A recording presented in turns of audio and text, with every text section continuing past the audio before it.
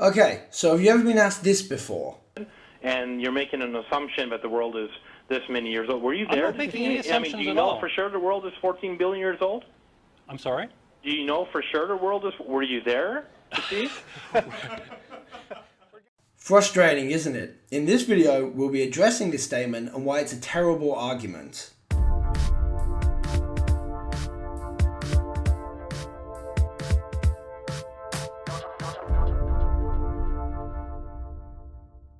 Okay, so let's take a look at another example of this argument.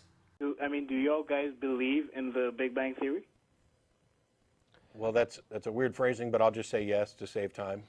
And have you witnessed it? No. So Obviously. Isn't that just accepting it without any... No. No, because...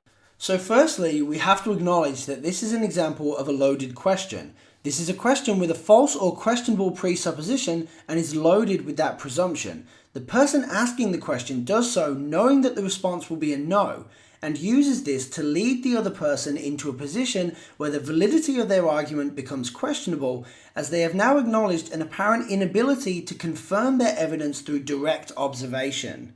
The entirety of this argument is reliant on the premise that the presupposition to the question is correct. In this case, it would mean that the truth or validity of evidence presented in an argument is dependent on the person having observed the event directly. This is clearly a ridiculous concept, as the resulting requirements to satisfy this argument would mean that a person would have to be alive at the beginning of the universe. Needing to directly observe something to assert it as a fact is a common theme among creationists. So how valid is this requirement?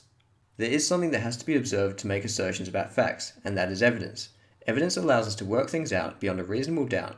For example, if a house is broken into, and there is blood and fingerprints all over the inside of the house, belonging to someone who doesn't live there, and then this individual is found covered in gashes from glass, and has stolen items from the house on their person, it is reasonable to assert that they broke into and robbed the house without a need for an eyewitness.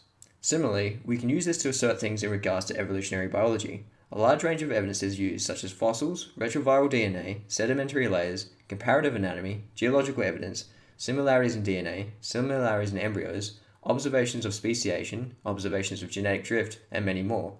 Check out our link in the description to an exhaustive list of these and more evidences written by biologist Douglas Theobald. Directly watching something happening is not a requirement for something to have happened. We accept that World War I happened despite there being no remaining witnesses for it. We accept that our great-great-grandparents existed despite no one currently alive witnessing them. And cases are made every day in court using non-eyewitness evidence. In regards to this, studies have shown that eyewitness accounts aren't as reliable as most people think, not nearly as accurate as DNA evidence. See our citation in the description outlining why this is the case. What is required is evidence that clearly points to the conclusion and can stand up to rigorous scrutiny as well as being testable from numerous unbiased sources. It is especially advantageous if the evidence has no human component, as there is no chance of bias. For example, sedimentary layers are natural phenomena that can be observed. The sedimentary layers are studied as they are by numerous sources, so the interpretation can be discussed, but the evidence itself is not in question. This does not mean that events recorded by humans are instantly disregarded, however. It just means that we compare them to a multitude of sources from similar time periods and their application to reality to assess the probability that they are likely true. Therefore, the question, "Were you there?" is not a valid question for assessing the validity of scientific claims.